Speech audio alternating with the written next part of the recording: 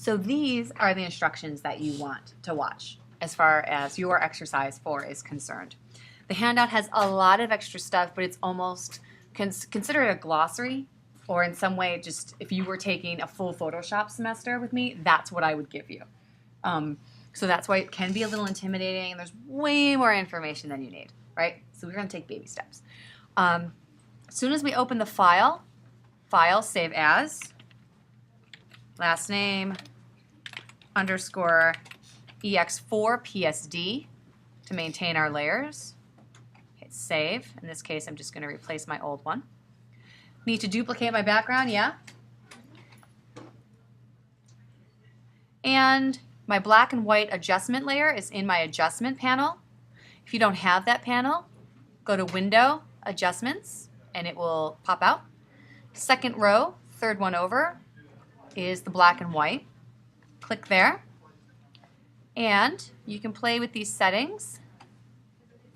See if they affect that one. They affect the right side a little bit, so we can leave it like that. And now we need to add one more layer to get set up for retouching.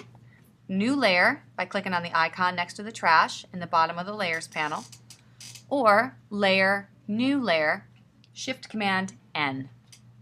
Name this layer. You don't want to turn in any layers that are not named. And I'm just going to call this retouching because everything works on it. Okay, perfect.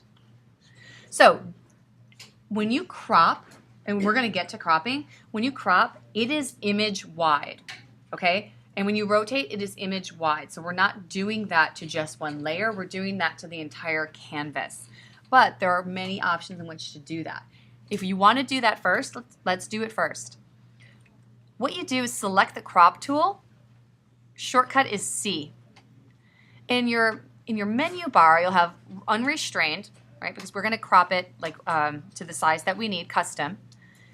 And this little guy right here, this little ruler tool, select it. And when it's decompressed and you move your mouse over the image, you'll see a little ruler. Select the top left and then drag it over so that it creates a straight line. And it will automatically straighten it for you. So let me do that again. By grabbing the straightening and saying this is the new line I want to be straight. And then let's push and pull these handles here to leave a little room. Okay, that's good. I am going to press delete cropped pixels because I don't want, there's no important information for me. If you are unsure about your cropping, or you're at home and you're working on it and you're like, I'm not sure if she wanted us to do this or that, uncheck that. Okay? In this case, I know I don't want that. I got enough room around my edges to keep the scalloping, which I like that scalloping paper. You want to keep that. You don't want to crop right into the image. And then when you're done and you're ready to go, it's straightened, now it's cropped, you have to hit the check mark or press return to apply the transformation. You're still going to see the crop borders because we still have the crop tool selected. When you select another tool, you'll have a perfectly cropped and straightened. Now, it's not totally perfect. We have to replace this up here, and it's a little, I can't tell if it's I don't think it's maybe a little crooked still. Kind of sitting at an angle. There you go. So that looks pretty good, yeah? All right, so that is the straighten underneath the crop tool in the toolbar, and I deleted my cropped pixels. So please leave this frame around here. You don't have to be on a specific layer to crop because the crop tool affects the entire image, okay? The whole image, so it's not a layer. Now that we have retouching, I'm gonna Control plus in and grab the spot healing brush.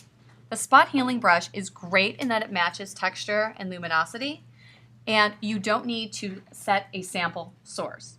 You can just start painting, quote unquote, over the area you want to be retouched, and they will blend right into the background. This tool works great on areas like this where there's variable grain and there is not a lot of detail. I have sample all layers checked. If I want to use the healing brush, which is similar in what it does to the spot healing brush, great for blending, not great for edges, not great for areas of high contrast. If you just click, it's going to say that you need to option click to define a source point to be used to repair the image. So I'm going to hit OK.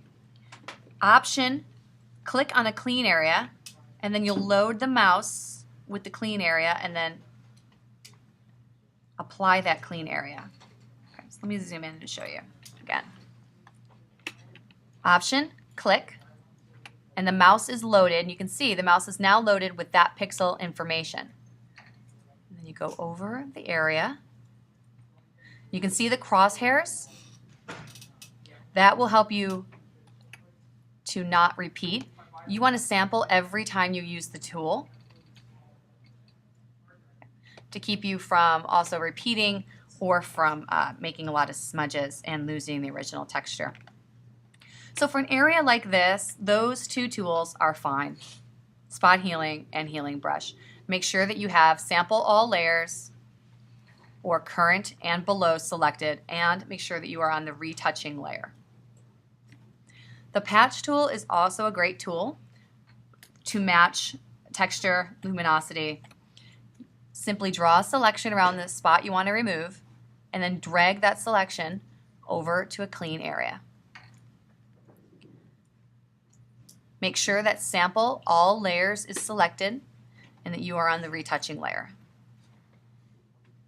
You don't want to make these too big, because if you make them too big, you run the risk of having areas that look muddy where you've lost the original texture of the photograph.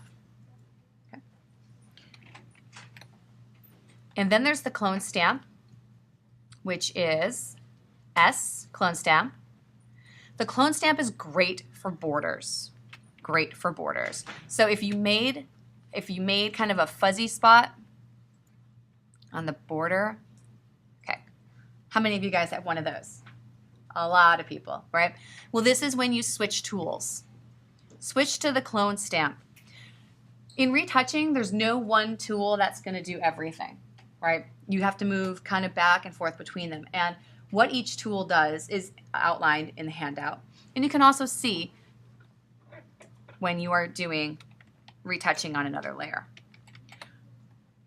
So I have to fix that, and what I'm going to do is switch to the clone stamp. Now I could sample here and I could sample here, but I want to copy this line exactly and put it over here, yeah? So if I option click and line up my little target on that line, it loads my cursor with a copy of that line.